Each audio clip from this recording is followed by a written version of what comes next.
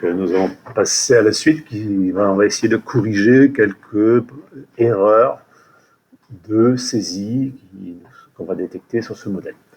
Donc là, alors il y a une chose qu'on peut faire également sur les poutres au niveau du gabarit, ça se fait que en gabarit, hein. On va le faire tout de suite. Modèle analytique, vous avez intérêt pour les poutres à faire apparaître leur système de coordonnées. Ça va permettre de mieux gérer éventuellement s'il y a des différences à gérer entre le début et la fin. Donc là, j'ai fait apparaître un repère. Voilà, donc on voit que par exemple, cette poutre est repérée de là vers là. Alors parlons de cette poutre, là, donc là, si je clique sur cet élément, on voit que par défaut, a priori, il est fixe ici et fixe là. Alors que veut dire-t-il par fixe? Il veut dire tout simplement qu'elle est encastrée ici et encastrée là. Manifestement, c'est une poutre qui serait en console. Bon, déjà, on ne voit pas trop l'intérêt de cette poutre, mais qui est là en console, et il faudrait donc la libérer à l'extrémité. Donc pour ça, il faut faire déverrouiller, et là on libère tout au bout. On va voir ce qu'il raconte. On fait modifier.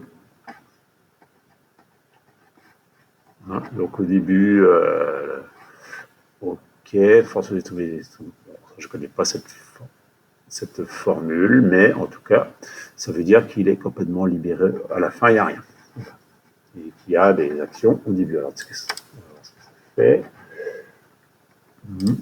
Alors, si je fais ici moment défini par les...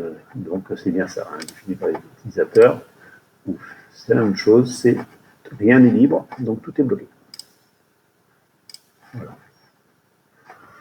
Donc bon, a priori, il s'agirait donc de cette poutre qui serait encastrée ici. Alors après, ça va peut-être être difficile à ferrailler plus tard. Mais enfin, pourquoi pas, partons sur ce modèle. Maintenant, si je vais en dessus, c'est une manière de voir. Alors, j'ai des poutres ici. Alors là, je vois que j'ai une poutre qui déborde des voiles. Qu'est-ce qui se passe? Alors, on va aller voir sur le carnet le plan de structure.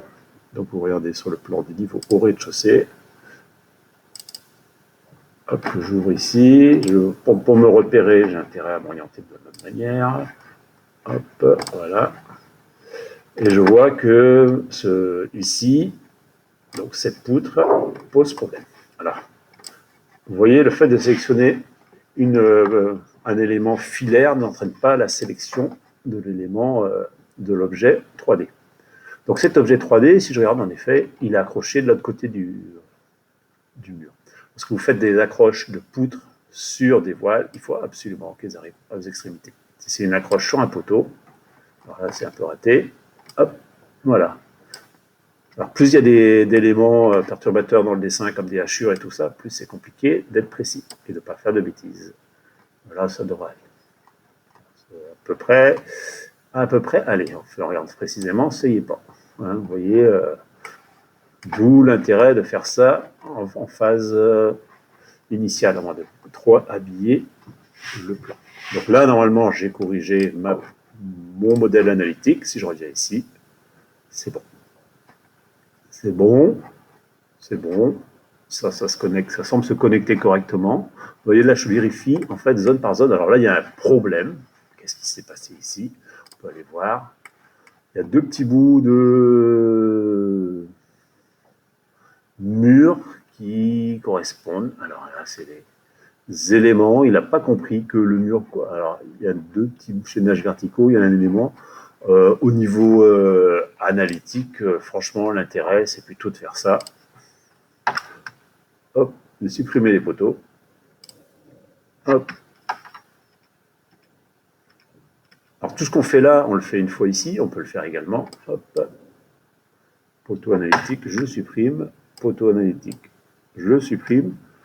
Et là, on peut lui donner deux murs. Hop. On va sélectionner le mur. On fait ça.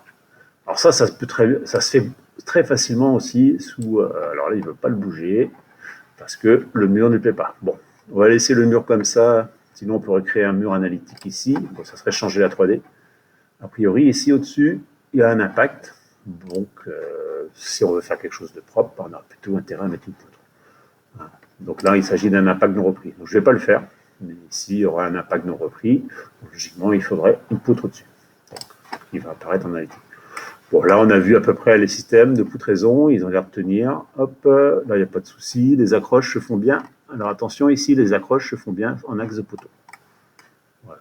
Donc, on a vraiment des accroches propres. Autrement, ici, il y a un petit débord par rapport au... Bon, c'est pas très grave, c'est lié aux épaisseurs. Donc là, a priori, l'étage semble correct. Donc, on peut valider le travail. Et il faut le faire, bien sûr, étage par étage, essayer de trouver un maximum d'erreurs.